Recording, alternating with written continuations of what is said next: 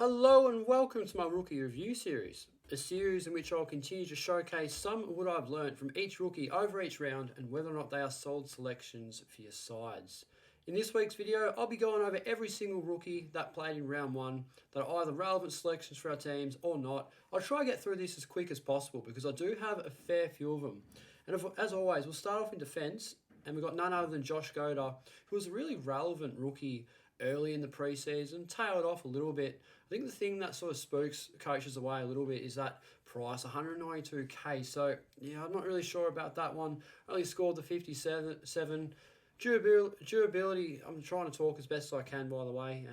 Just had me braces or me mouth tightened, so it is a bit sore. So just bear with me. But yeah, durability is quite good, and job security I think is moderate. Because Zabel's going down defence now, who's another player who's really relevant. It sort of pushes Goda up the ground a bit, so seems to play a little bit more wing, which isn't really the best role. If he's playing half-back, it's friendly, but wing, yeah, not so much. If you want to play him, you could probably have him on field. I know a lot of teams do, so I don't really mind that. He is capable of the odds 70 to 80, so that's really nice. Got a high ceiling and 2 preseasons under his belt, which make him a really viable selection. Tom Cole, he came out of nowhere, 182k with the score of 78, which is really quite nice, honestly. But there are other options, in my opinion. Durability, I think, is pretty good. Job security is excellent. He will play every single week, but the role is pretty ordinary. Key defender, you want to avoid them. We'll take the odd intercept, which is really nice for his score, but at the price, yeah, I'll be avoiding that one. There are other options, such as this next bloke, his teammate in Ruben Jimby. Gee, what a standout he was for the Eagles on Saturday afternoon. 171k with a score of 85. I don't need to go into this one because I'm pretty sure every single coach has got this bloke. Durability is good. Job security is good. The role is spectacular. Half-back rebound, that's what you want. Play him on field every day of the week in 60% of teams for a reason. Connor McKenna, 167k. I think this is the pick of the bunch, if I'm being honest. Fortunate for me, see, he's struggling already. Fortunate for me, I got him in just before round one, luckily, which I really planned to do, but I needed the cover, and I wasn't comfortable fielding Cowan with his 38. So I got McKenna in last minute, worked out for a 93, which is really nice. Durability is good. Good to see him playing footy again. Job security is moderate. I had moderate at the start. Now I think he's almost good. He just looks spectacular. So, yeah, probably anywhere from moderate to good because there are a few mouths to feed there at the Lions, especially down back. Hence why Wilmot sort of rotates with him on the wing. We'll talk about him in a moment. But McKenna, if you don't have him in, I think you can jump on him this week. He's probably definitely the most relevant player in this backline rookie department. So, yeah, like McKenna and a halfback rebound, as we know, and a comfortable field option. So you can back him in. Max Michelini, he's a real rookie pod, 135k. Made his debut for Adelaide. Looked pretty good, I think. 62, good durability. Haven't really heard anything from him. Job security, I wasn't really 100% sure. Maybe you Crom supporters can comment down below, but I've got moderate for now because I'm just not really 100%. I think Adelaide back him in, hence why he made his debut in round one, which is just a real promising sign. I like the pod rookie, and I think he's a good one. I think he rebounds and locks down, does a little bit of everything. I'd probably avoid him, hence because you got McKenna and a few other blokes. But if you've already got him in your team, well done. I think he's a nice pick.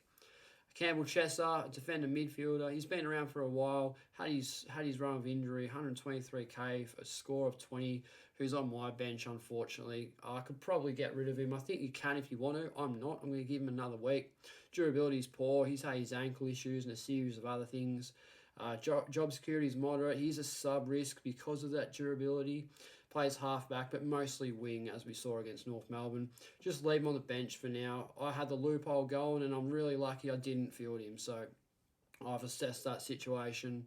A lot of people will be stuck with Chester on the bench, but if you want to palm him off and get in a Chandler type with some DPP or somebody else, I think that's a fine move. But yeah, I'd avoid him if you don't have him, obviously, and if you do, just leave him on the bench. Miller Bergman, 123k, 52. Good durability, I suppose. Job security, I guess, is quite moderate. They bled a few rookies, North Melbourne, this week. I think they're the most rookies in this video by a long way. So if they're going to get rid of one of them, you think Bergman would be probably up there. General defender, so the role's not too bad, but I'll be avoiding him.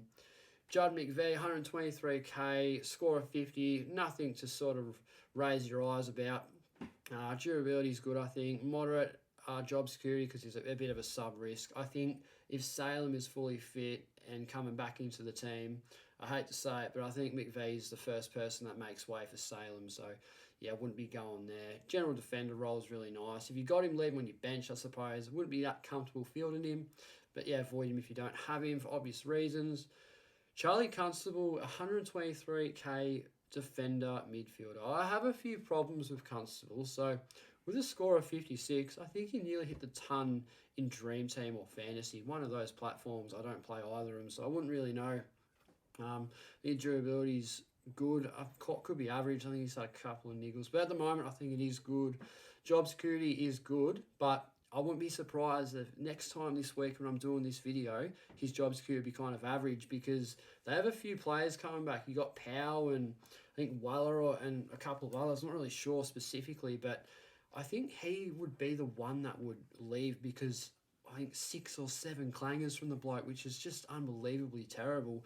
One of the worst ball use you ever see, and this guy's accountable for kickouts. What does Stewie Jew do about that? I'm not really sure. I think his job security is good for now, but keep an eye out on it for next week. Probably not so much. I'm still going to field him because I think half the comp is at D6. So, yeah, it should be fine. Really friendly role, halfback rebound, and taking kickouts, which is a really promising sign. So, yeah, we'll wait and see with Constable. But, yeah, wasn't overly impressed with him.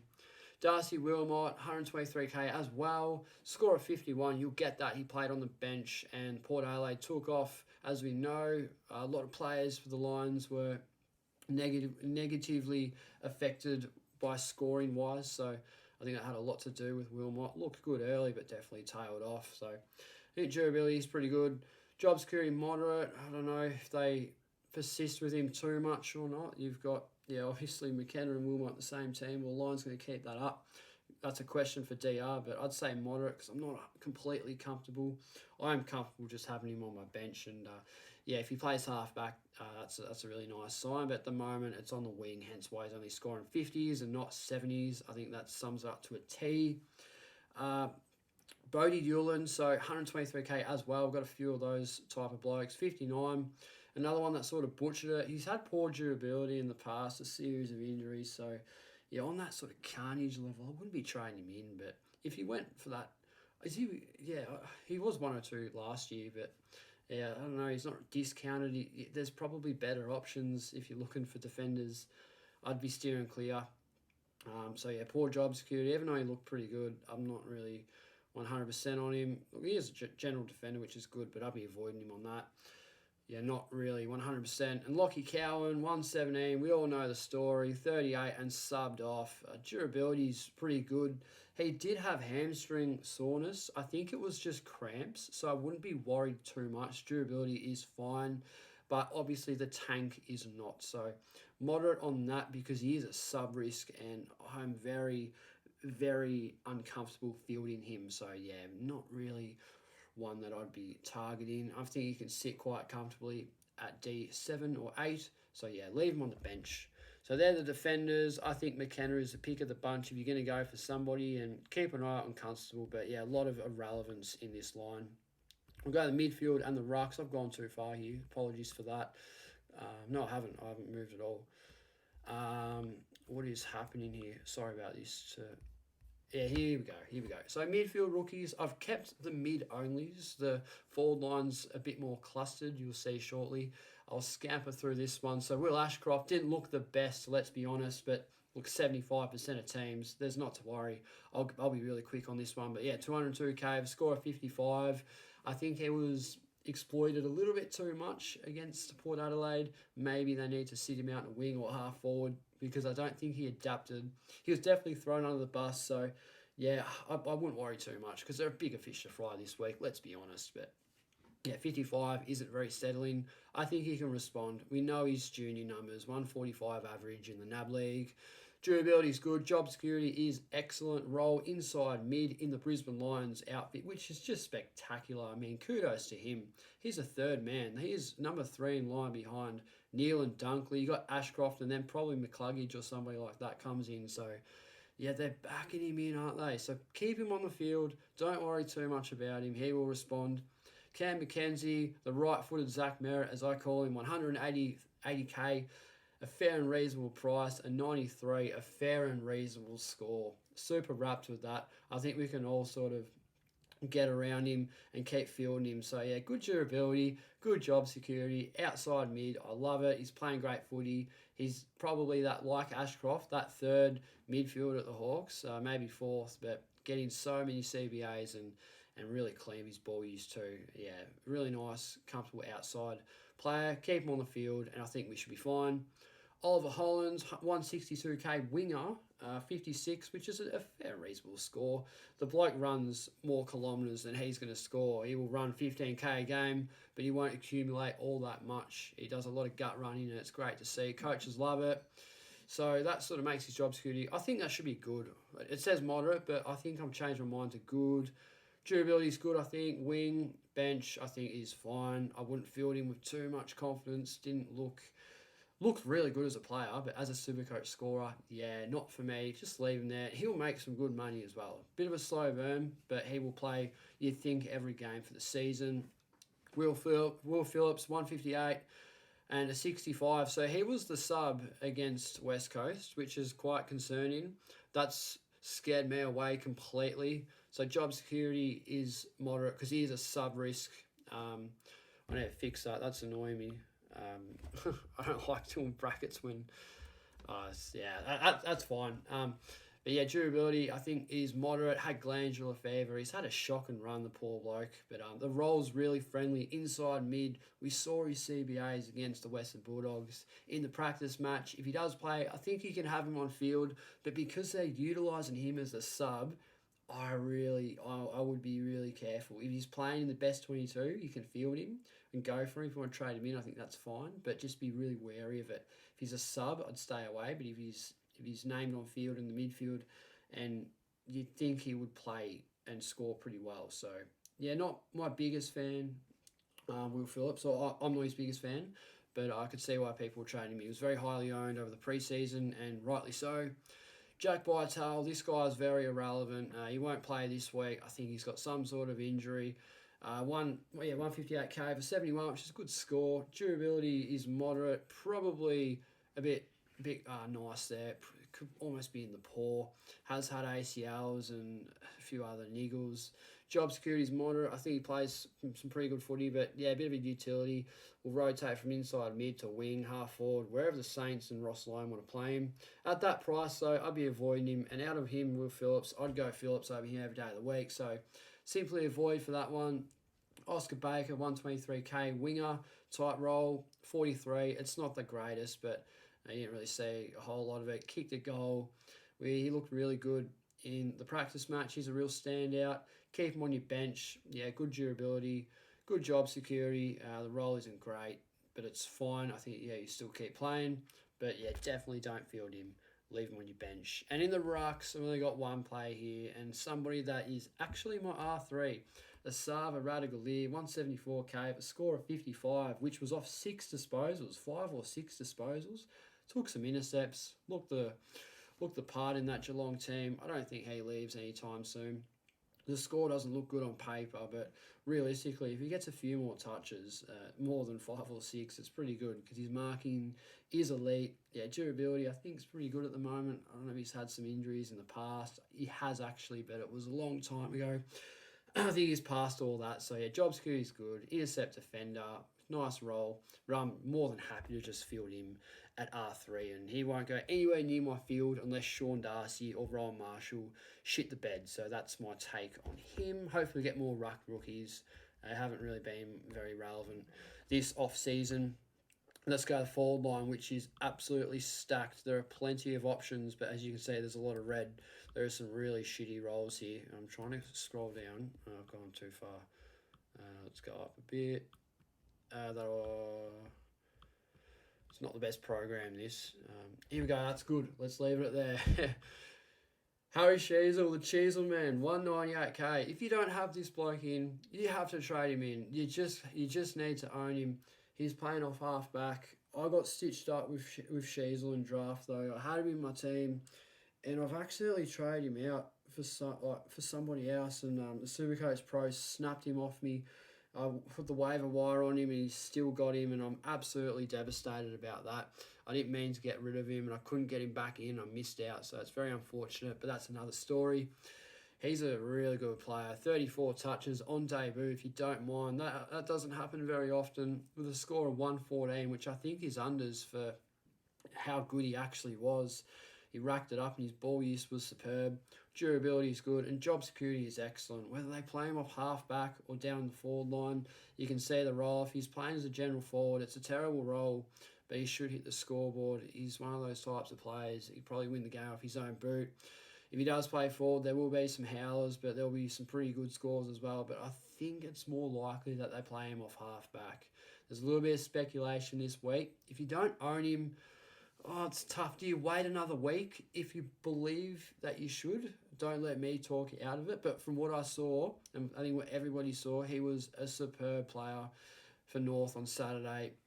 And I think if you don't have him, I'd be moving mountains to get him in. That's just me, because it's a massive point of difference as an antipod. If you don't have him, I'm pretty sure his ownership's tipped over 60%. So that is a worry. Go after Tide and get this bloke in. Next one here, Brett Daniels, 191k, scored reasonable, 78. Durability's been pretty poor in the past. Job security, you'd think he's good if he's fit. The role's terrible. General forward, avoid him, because, if you probably want Sheasel over Daniels anyway, so yeah, don't need to go on there. Toby McLean, he has bombed pretty hard, hasn't he? He was in a lot of teams over the preseason. I think he must be the only player in SuperCoach that went from 60% ownership to 15. People have jumped off the ship, and I don't blame them. Look at that score, 21. Far out, that's putrid. Was he subbed out? I can't remember. I didn't really watch much of the game. Durability's been pretty average. Obviously, the bloke's had his run of injuries. It's not catastrophic, but it's not the greatest. Job security, I thought was good, but yeah, I think it's more sort of on the average side now. They're just playing wherever they need him, whether it's general forward or on the wing. I think he's not really the most relevant bloke. If you have him in your team, just leave him on the bench, because I would not field him with any confidence whatsoever. And if you don't have him in your team, I would not look at trading him in. That's just me.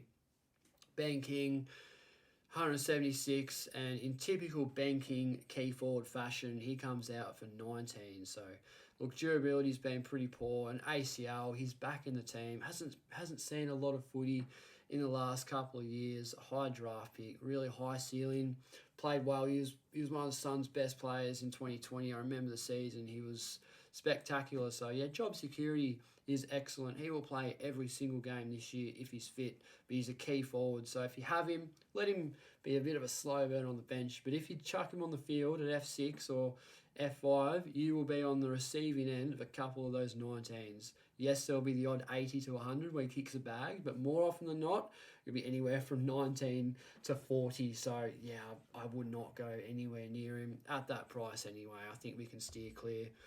Reef McGuinness was a real surprise package on Friday night. I was really impressed with what I saw. 176k, it's a fair bit of money to pay up for a general forward, but 61 was a nice score. His durability is pretty good. Job security is definitely good after that, but the role, again, is not great. If you have him, leave him on your bench, but look, too much money for me to have on the bench when I've got Radaglia on the bench, and I think a lot of other coaches would as well. Lukey Pedler, he has been a bit of a head scratcher in the top 10 pick a few years ago, 173k, has made his way into the Crom's best 22, it seems. So you have a score of 83. That's really nice. I like him as a pod. I think if you want to go for him, it's fine. Durability is horrible. It's probably the worst durability going around. I feel like he's had every single niggle under the sun. So if you jump on him, I'll be preparing for some sort of carnage with this selection. So, yeah, that's sort of why I would avoid him. But the job security is good. The role's not great, but the scoring potential, the ceiling is high. Top 10 draft pick, played really good. I think he'll bleed a few games into the Adelaide team, but, yeah, not somebody I'm looking at. Mateus Filippo, 166k, 76. That's a good score, isn't it? I don't mind that. I didn't see much of this game, so you have to bear with me. But yeah, durability's good, job security's good from all means. Very highly owned player. I think he's one of the most highly owned players that's not in my team. So if you want to go, I don't mind it. But look, at general forward, we'll play a lot more forward than midfield. The next spot on Pally, they reckon. But even look what happens to Bont nowadays. He's my Brownlow predictor, and he's still pinching it forward at times for the Dogs. So yeah, Mateus's role isn't that great. I'd leave him on the bench. He's going to make some real good coin. He'll have games where he scores what he did against round one, but I think there'll be a couple of 50s in there as well. And we can see how crucial it is when you cop a 50 on field. Just look at Rory Laird and Josh Bruce next up on the list. So, yeah, keep him on the bench, and I think he should be fine. And, yeah, Bruce, 161k, really nice roll this. So, yeah, 50 wasn't his best work. Durability's been average. Another one with an ACL injury that has come back looking pretty fit. Job security is good. He should play. I think he's found himself a role as an intercept defender, which is a nice role. It's not the best, but it's solid. I'd be avoiding him for that price. Unless you've already got him, which is fine. Just let him accumulate money for him and leave him on your bench. He might have the odd game like King where he comes out and scores an 80 plus, but I wouldn't see many of those, or I wouldn't think you would see many of those throughout the season. So, yeah, just be envious of that. No, I know what I mean by that. Just be wary of it. So, yeah, I'm not sure about Bruce. I'd be avoiding him. Jai Menzie, real pod rookie. I like this bloke. I loved what I saw against Hawthorn. I went to the game myself. He looked incredible. He exposed Sicily at times, so it was good to see that. 157k for 68. That's a nice score. Durability is good, but the job security is probably pretty average. We've got a couple of small forwards to come back for the Dons. Does he hold his spot? I'm not too sure. When Stringer comes back, he's looking fit and available. Someone in that forward line's got to go. And I think the Bombers really want to persist with Davey, who we'll get to. So where does that leave Menzie? I'm not sure. So the JS is average. The role's not great. He's a general forward, but I think he's kicked a goal in every single hit out. Whether it was an intra-club, general practice match, or round one, he has kicked a major in every single appearance. So just super consistent. I like him as a rookie, but someone that I probably wouldn't go near. Francis Evans was fortunate to get a list spot and even a spot in the best 22. Does that remain? I'm not sure. I don't like the price when you can get 123k. 6, not a good score. Durability, I think, is good, but your job security is poor. Should be on the shopping block. Don't go anywhere near him. If you were looking for a rookie around that price, save a bit of money and go K Chandler. 123k, and what a standout performance that was. He looked incredible. 93 points, wowee, that's really solid. So yeah, durability is good. Job security, I've put as average because Bailey Fritz is still going to come back in the side. I think Malcolm's sort of knocking on the door. He did play round one, but there are a couple of blokes who are sort of on the fringe. And I'm getting a call from your dad. Sorry, Dad. Not now. I'm doing a video. Yeah, where was I? I really like Chandler as a selection. So, yeah, if you want to go there, I think he's the best 123k because he's going to accumulate so much money. It's going to be amazing. But, yeah, general forward, leave him on your bench, and he should be a slow burn, but he will make some good coin. Laurie, not really too keen on. You want Chandler over him, 21. Yeah, there's nothing to really say here. It's basically like Chandler, you're 100% going him over Laurie, so yeah, don't need to go into that one. I don't even know if he's best 22 either, so yeah, avoid him.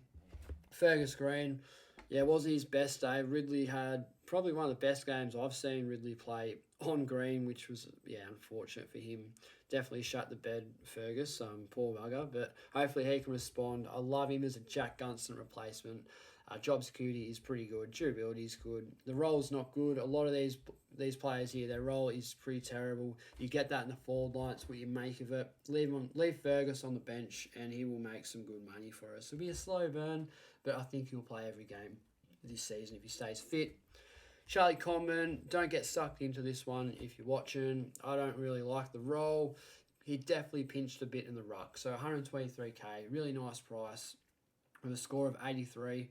He wouldn't have got that 83 if Cherry didn't get injured. Goldstein got dropped. Not dropped, but wasn't selected for round one. Wasn't in the best 22. So I think Goldie comes back if Cherry doesn't get up, and Comben straight back to the forward line.